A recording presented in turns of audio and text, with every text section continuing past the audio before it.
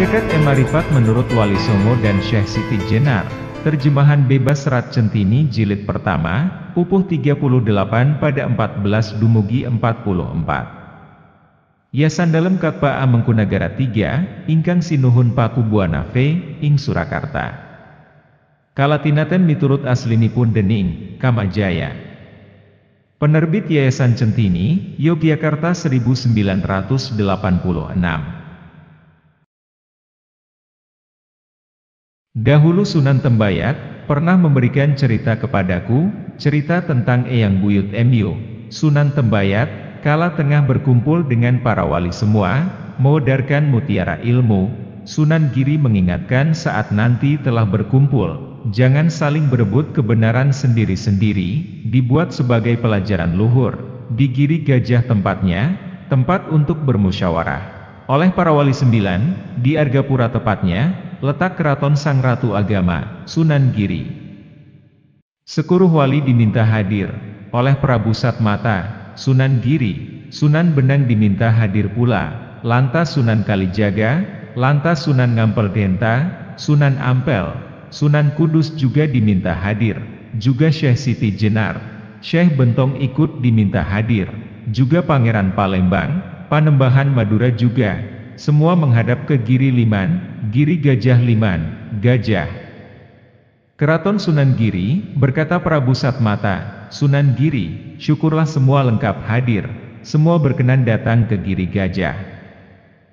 Aku harapkan semua bersatu pendapat, jangan sampai berdebat sendiri, satukan kehendak, saat mewedarkan mutiara ilmu, membuka rahasia, jangan terlalu banyak memakai bahasa kias, jabarkan saja apa adanya. Kaneng Sunan Benang berkata, mulai mewedarkan kelebihannya, sesungguhnya badanku ini, adalah zat sifat af'al Allah, sangat nyata di dalam kesadaran hamba. Zatullahlah yang menguasai, dan berwenang dalam badanku. Kanjeng Adiluih, Sunan Kalijaga, berkata, mulai mewedarkan kelebihannya, kesadaranlah yang patut menjadi namaku, patut menjadi nama yang maha kuasa, yaitu Allah yang suksma yang luhur, patut menjadi nama dari sang hidup dan nama seluruh semesta.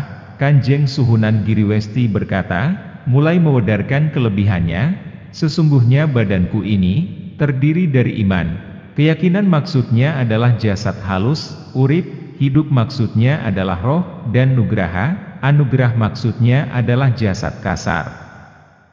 Sang hidup tak lain adalah Allah itu sendiri, begitulah pemahamanku. Kanjeng Suhunan Kudus berkata, mulai mewedarkan kelebihannya, roh adalah pangkal keyakinanku, roh bagaikan sebuah cahaya yang memancar layaknya sinar surya, mengeluarkan perbawa yang luar biasa, menyelimuti jalannya semesta raya, menghidupi seluruh jagat. Panembahan Madura berkata, mewedarkan kelebihannya, yang dinamakan anugerah sejati, adalah kundi Allah, maksudnya kundi, tak lain adalah Nabi Allah, menyatu dalam kesejatian dalam nama Allah. Pangeran Palembang berkata, mewedarkan kelebihannya, sesungguhnya badanku ini, tak lain adalah Allah, Allah yang maha berkuasa, maha hidup dan maha luhur, berwenang menguasai semesta raya. Prabu Satmata, Sunan Giri, lantas berkata, mewedarkan kelebihannya, tiada beda dengan Allah kuasanya, yang mengetahui pertama tiada lain kecuali Allah, yang kedua nur dan badan fisik, yang ketiga Rasul, dan yang keempat Zatullah. Syekh Siti Jenar lantas berkata, mewedarkan kelebihannya, dalam menyembah Allah, yang sujud maupun yang rukuk adalah Allah, yang menyembah maupun yang disembah adalah Allah. Akulah yang berkuasa, yang berwenang tak lain juga aku. Maka berkatalah seluruh wali, Syekh Siti Jenar berpaham Qadariyah, semuanya adalah tunggal menurutnya. Siti Jenar menjawab, dikatakan berpisah pun tiada tepat, dikatakan dekat pun juga tidak benar, itulah Allah. Prabu Satmata, Sunan Giri, lantas berkata, yang kamu tunjuk sebagai Allah itu jasad Myo. Syekh Lemah Bang menjawab, tiada membicarakan raga dan jiwa, badan halus, semua tempat roh telah ditinggalkan, semua tak lain hanya Allah, sekehendaknya berwenang. Maka seluruh wali berkata, dirimu salah wahai Siti Jenar, mengatakan badan fisikmu Allah, dan Allah berwujud dalam badan Siti Jenar. Badan fisikmu tak kekal di dunia ini. Siti Jenar jelas telah salah. Dia telah mengaku yang suksma, Tuhan, dan tersebutlah pada pertemuan selanjutnya, konon katanya, semua mewedarkan mutiara ilmu, tiada memakai tirai rahasia lagi, semua membuka penutup ilmu, agar tiada salah dalam memahami, di sini agar jelas mana yang pemahamannya sesat, akan tetapi pendapat Siti Jenar tetap tiada goyah. Maka Prabu Satmata berkata, Syekh Lemah Bang terlalu berani, daripada seluruh saudara-saudara semuanya di sini, padahal maksudnya tiadalah berbeda, tapi terlalu jelas apa yang diucapkannya, bisa membuat salah paham, sehingga membuat orang menjadi menggampangkan agama, akan banyak manusia yang malah bingung. Jika tidak mendapatkan pemahaman itu dari seorang guru, akan banyak manusia yang menggampangkan. Merasa telah mendapatkan kabar rahasia, merasa telah mendapatkan hal yang sejati, tiada berkehendak untuk mencari guru lagi, seolah enggan lagi untuk bertanya kepada seorang guru. Syekh Maulana Maghribi pun hadir. Seluruh orang besar keturunan dari Campa juga datang ke Masjid Agung, ditambah dengan 7 wali lainnya, semua kembali mewedarkan mutiara ilmu, tiada beda dengan pertemuan yang terdahulu. Siti Jenar kembali diperingatkan. Syekh Maulana Maghribi lantas berkata, benarkah nama Tuan Siti Jenar? Siti Jenar lantas menjawab, Allah namaku, tiada lagi Allah lain, yang mewujud dalam Siti Jenar. Sirna Siti Jenar hanya Allah yang nyata. Maulana Maghribi berkata, Siti Jenar telah kafir.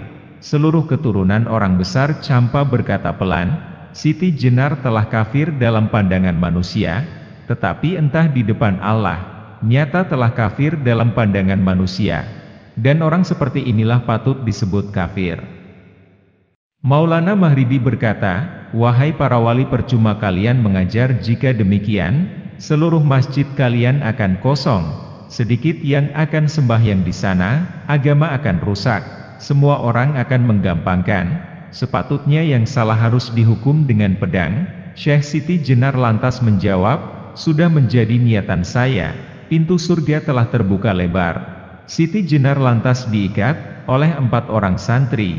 Syekh Siti Jenar telah diputuskan untuk mendapat hukuman dengan cara dipotong kepalanya. 3 orang muridnya berkehendak membela guru mereka, meminta dihukum dengan cara yang sama. Ketiganya lantas mengucapkan subhanallah. Tersebutlah ada seorang anak gembala yang juga murid Siti Jenar.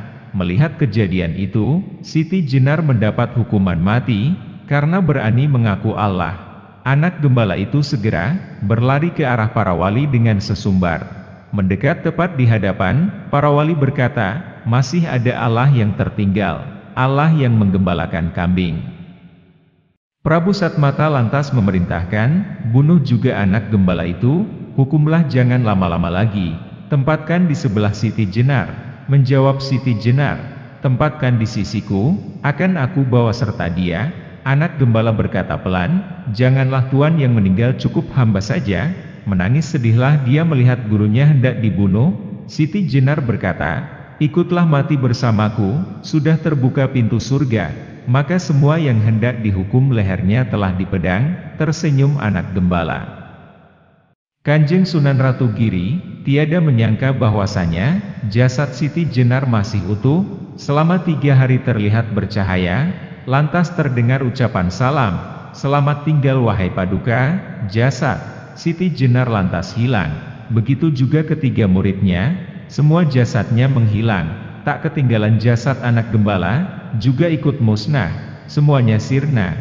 Keheranan semua yang melihat kepada Syekh Siti Jenar dan semua muridnya. Semua kisah yang sudah aku ceritakan menunjukkan bahwasanya Syekh Lemah Bang, Syekh Siti Jenar sangat yakin dan mantap, akan tetapi jarang bisa ditemui orang seperti Syekh Siti Jenar. Kebanyakan hanya terhenti di mulut, jika mendapat ancaman akan mundur ketakutan.